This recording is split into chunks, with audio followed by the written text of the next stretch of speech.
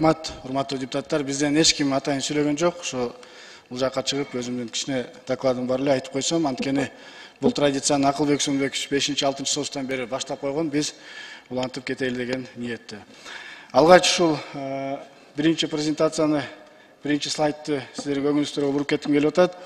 КМШ өлкөлөрүндөгү ички дүң продукциясынын 90-жылдан бери өсүшү да. Эгерде мына көңүл бурсаңыздар, ушу сары менен жашыл бул Казакстан менен Өзбекстандын газы бар, нефти бар десек, а бирок Грузия менен Арменияны да көрсөтүп кетип атам, алардын биздей эле окшогон газы менен суусу жок, бирок ошол эле учурда алардын 2000-жылдан бери өсүштөрү байкалууда да. Алар ушул мисалы ошол Армениянын 3,5 миллион калкы азыркы күнү дүң продукциясы 15 миллиард. Биздики 8 миллиард болсо, алардыкы 15. Грузияныкы 5 миллион калкы менен 18 миллиардка чейин чыкты. Алар ошо 2000-жылдан баштап олуттуу реформаларды жүргүзгөнүн негизинде болду. Биз акыркы 4 жылдык эле өзүбүздүн бюджетибизди карап көрсөк, мына албетте өсүш бар. Бул ушул салыктын, бажынын жана салыктык эмес түшүүлөрдүн негизинде гана биздин республикалык бюджет түзүлөт да. Эгерде ошол салыкты карап көрсөк, бул баягы эле ошол кумтөрдөн кийин биздин жанагы бизнесмендер, сиздер, биздер бардыгыбыз топтоп аткан ошол налог. Таможняны карай турган болсок, ошол эле баягы биздин ишкерлер, эгерде граница жакшы иштеп атса, жакшы чогултат, границада проблема болсо, ал токтоп калат. Же болбосо кийинки ушу салыктык эмес түшүүлөр. Ушул жерде бир топ албетте потенциал бар. Бул жерде дагы биз ар дайым азайтып келип жүрөбүз, хотя бул жерде өтө чоң олуттуу потенциалдар бар экенин билебиз.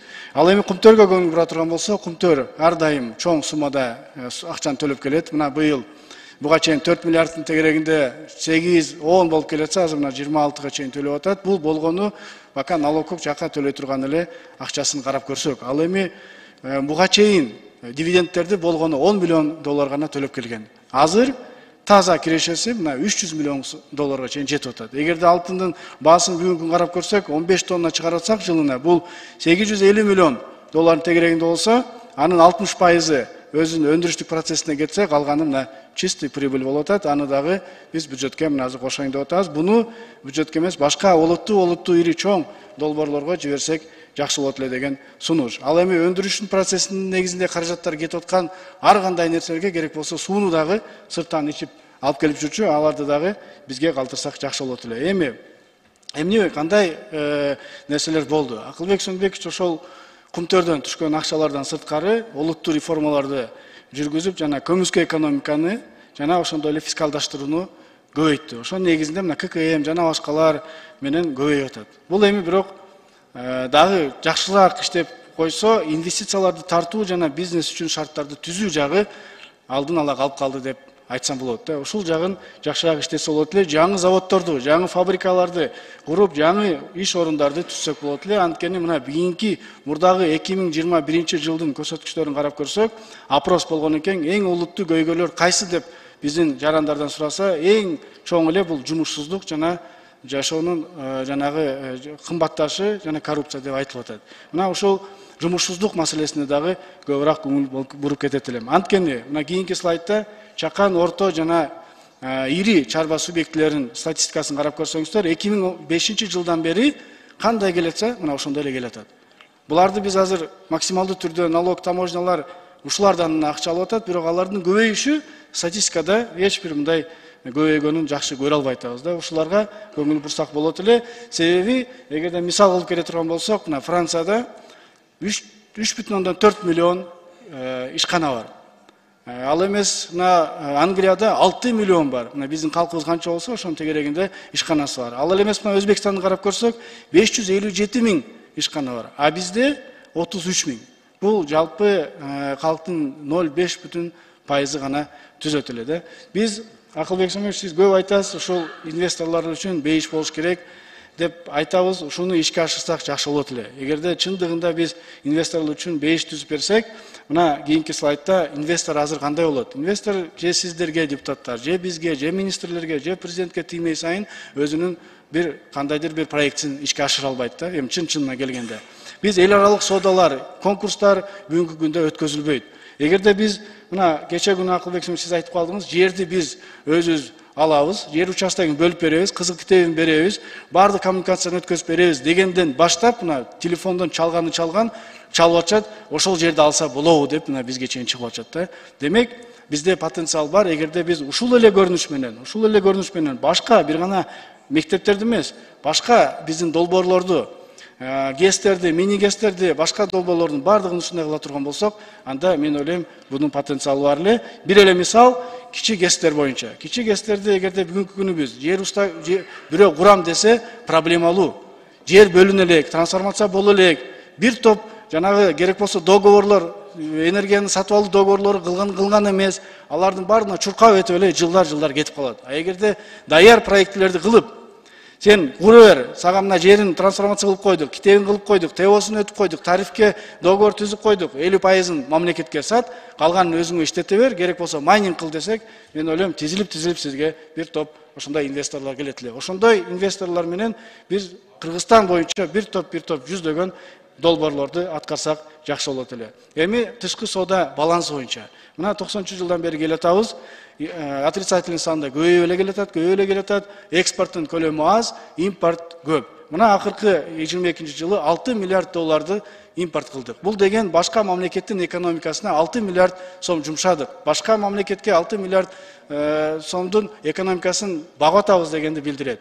Эми биз канчалаган фонддорду ачып атабыз. Эгерде ошолордун бардыгын болбосо да дээрлик көбүн санап, промышленностун өзүнчө, переработканын өзүнчө, айыл чарбасын өзүнчө кылып туруп ушул фонддон, Өзбек фондунан, Венгерский фонддон, российский фонддорду ирети менен проекттерди даяр кылып түзүп, анан аукцион өткөзүп бере турган болсок, албетте биз доллардан көз карандысыз азаят эле, экономикабыздын өсүшүнө алып келет эле, жумуш орундарын жана айтып кеткендей көбүрөөк пайда болот эле, жаңы салыктардын дагы түшүүсүнө өбөгө түзүлөт эле деп айта алат элек. Буга айта турган мисалы сиз Акылбек Сөнбекович респоинттар деп 1 миллиард сом бөлүп бердиңиз.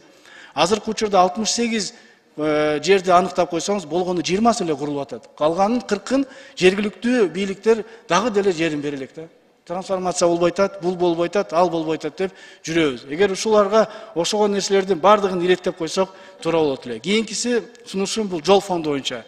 Мына биз сиздер менен жол фондун түзүп бердик. Бирок азыр мына 23-чү бюджетти карап көрсөк, биз 3,2 миллиард сомду кайра эле бюджеттен берип атабыз. А бирок жол фонду деген эмне болуш керек эле? Бул жаңы заманбап технологияларды куруу, алып келүү бир жагы болсо, экинчи жагы картаны карап көрсөңүздөр, мына Кыргызстандын жолдору турат. Ушул жолдорду платный кылсак бүгүнкү күнү эл чыдабайт. А бирок эгерде мына бир эле мисал Бишкектен Кошкорго бара турган жолду карап көрсөк, эгерде Акылбек Сөнбекович азыр ушул Токмоктон кыскартылган жолду Кошкорго чейин жеткизе турган болсо, анда мына ушул жолду платный кылса, бир топ биздин фондду иштеп кетет эле, жана с удовольствием эл ошол жол менен жүрөт эле. Дагы бир мисал, Баткенге эгерде груз келе турган болсо, Кытай аркылуу. Ал биринчи Ошко жетет, Оштон Баткенге жетет, айтор 558 километр кетет. Мындайча айтканда 9 саат, 10 саат жүрүшөт. А эгерде биз кыска чоң алайдан түз эле Баткенге жол кура турган болсок, жана аны платный кылып кое турган болсок, аны мен ойлойм бир дагы эл каршы болбойт, тескерисинче ошо менен жүрөт, канчалаган убактысын бензинин кетирбей, ошол жактан кете турган болсо болот эле. Бир примерный расчет менен карап көрсөк, бир 10 жыл, 15 жылда өзүн актай турган бар экен. Ошол эле Токтогул суу сактагычын айланып өтө турган жолду карап көрсөк, болбосо Чаткал жолун карап көрсөк, айтор ушундай жолдорду кылсак болот эле. Дагы бир чууда медицина тарабагында. Мына азыр эле депутаттар айтып кетти. Бир топ индустарды биз окутабыз, пакистанецтерди окутабыз, бирок тилекке каршы эң чуудасы биз ал жакка барып кайра операция кылабыз да. Кабыл кандай биз өзүбүз окутсак, өзүбүз барып ошол жакка операция кылсак. Болбосо 20 миллиард доллар жылына фомска кетиребиз. 7 миллион халкка бөлүп көрсөк, бул 2800 сом же айына 150-200 сом тегерегинде. Ал эмнеге жетет? Буну дагы мен ойлойм, эгерде ошол акчадан жок дегенде жылына бирден заманбап ошол оборудование алсак, бир канчалаган биздин жөнөкөй элибиз кыйналбай ушул жерден операция кылат эле, акчасы барлар башка мамлекетке алып барып акчасын төкпөй өзүбүзгө төгөлөт эле деген ниет. Жана ошондой эле кийинкиси бул ушул министрликтерди модернизациялоо, бул боюнча токтоп эле коеюн, убактым аягына чыгып баратат. Айтайын дегеним кийинкиси мына жаштар боюнча айтып кетейин дедим эле. Урматтуу Акылбек Сөнбекович, сиз менен Сингапурда чогуу барып келгенбиз. Мен ал жерде окуп да келгем. Сингапур ушул Бишкектен Токмокко чейин эле аралыктагы мамлекет. Бирок ал эң өнүккөн мамлекеттердин арасына кирет. Ал жерде газ, нефть жок. Керек болсо иче турган суусун сырттан алып келип ичишет. Бирок алар убагында бардыгын ушул жаштар деп, жаштарды сырт калпары окутуп келди эле. Жаштар мына ошо келип Сингапур кылган ошол жаштар. 1 мүнөт.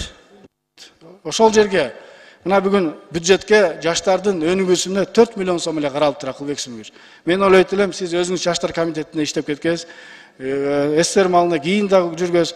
Ушу 4 миллион эмес, бир реалдуу түрдө келечек деген фондду ачып, биздин жаштарды башка жака окутуп, аларды бул жака контракт менен кайра алып келип, иштей турган нормаларды түзүп берсек жакшы болот эле. Көңүл бурууңузга да чоң рахмат. Болгону бир 3-4 сунушту берип кетейин дедим эле, традицияны бузбай. Рахмат.